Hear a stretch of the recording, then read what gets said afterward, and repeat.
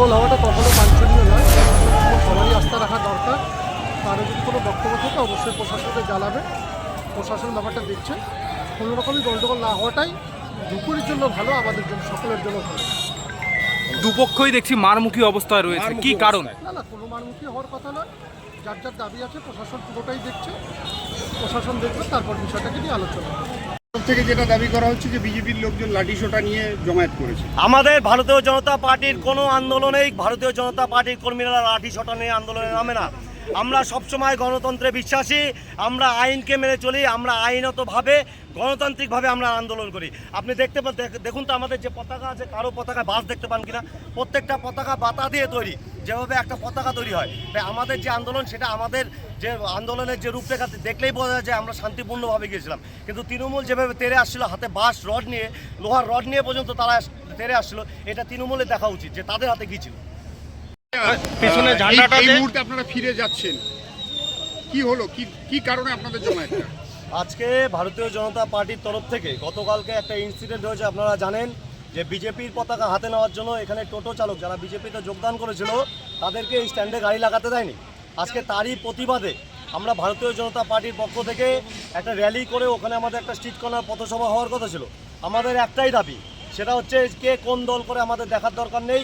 রাজ্য সরকার টোটো চালকদের উপরে যে জোরপূর্বক যে আর্থিক বোঝা চাপিয়ে দিয়েছে, রেজিস্ট্রেশনের নাম করে যে আর্থিক বোঝা চাপিয়ে দিয়েছে, সেটাকে মুকুব করতে হবে। আমরা তারই দাবিতে টোটো ভাইদের পাশে দাঁড়িয়ে আমরা আজকে শান্তিপূর্ণভাবে আন্দোলন করতে গিয়েছিলাম। পুলিশ, ধূপগুড়ি প্রশাসন আজকে আমাদের আটকে দেয় রাস্তায়।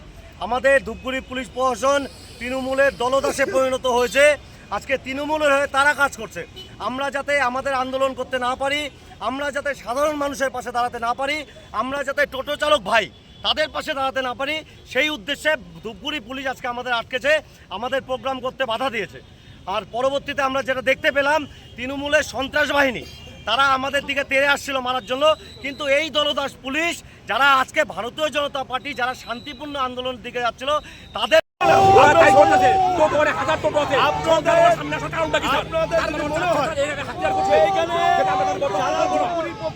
টোটো স্ট্যান্ডে যারা কাজ করে, যারা ধুপগুড়ি বাজারের লোক, ওরা বাইরের থেকে লোক নিয়ে এসে মারপিট করার জন্য বলছে। আমরা মারপিটের প্রস্তুত, আপনারা চলে যান, আপনারা চলে যান।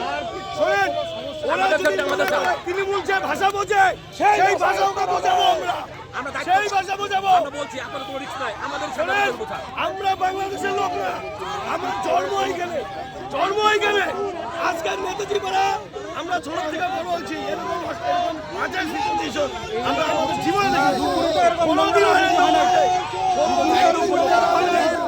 এই কোনোদিন হয় না। কি করে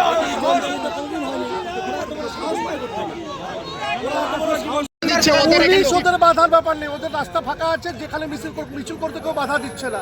আমরা তৃণমূল কংগ্রেস, আমাদের এখানে পার্টি অফিস আছে গ্রামে, আমরা কি আমাদের অফিসে থাকতে পারবো না?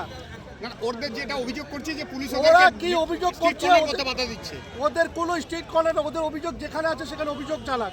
জাতীয় সড়ক অবরোধ কেন? আজকে জাতীয় সড়ক অবরোধ কেন? আজকে হাজার হাজার মানুষ আজকে জাতীয় সড়ক অবরোধের জন্য আটকে পড়েছে। কে দায়ভার নিবে?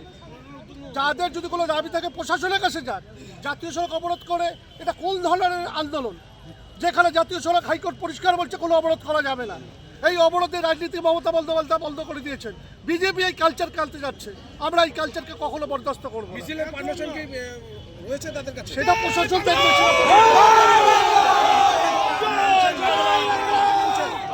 আপনাদেরকেও দেখা যাচ্ছে সেই জমায়েত করে না, আমরা একটা সাইডেই আছি। এখানে যদি কেউ আমাদের শুনছি কর্মীদের আক্রমণ করা হবে, স্বাভাবিক কারণে কর্মীদের প্রোটেকশন দেওয়ার দায়িত্ব আমাদের। আমরা লড়াই করতে যাচ্ছি না, আমরা এখনো গুরুত্ব বজায় আছি। আমরা সবাই দেখছি সেফ করার জন্য। আমরা কখনো চাই না যে একটা মারপিট হোক। আমরা প্রশাসনের উপর আস্থা। আপনারা কিভাবে জানলেন যে আপনাদের কর্মীদের উপর আক্রমণ করা হবে? যেভাবে ওরা লাঠি ঘটনা নিয়ে চিৎকার করছে, আমাদের দিকে তেড়ে যাচ্ছে, আমাদের কর্মীরাকে আমি জানি না আমরা কি করছে। এই কালচার বা ধূপগুড়িতে চলবে না। আপনাদের আজকের কি কর্মসূচি? আমাদের কর্মসূচি তৃণমূল কংগ্রেসের এসআইয়ের বিরুদ্ধে আমাদের কর্মসূচি ছিল। আমরা তো এসআইয়ের বিরুদ্ধে লাগাতার কর্মসূচি করছি। এর সুরাহা কি তৃণমূল দলীয় চায় না বিজেপি দলীয় চায়?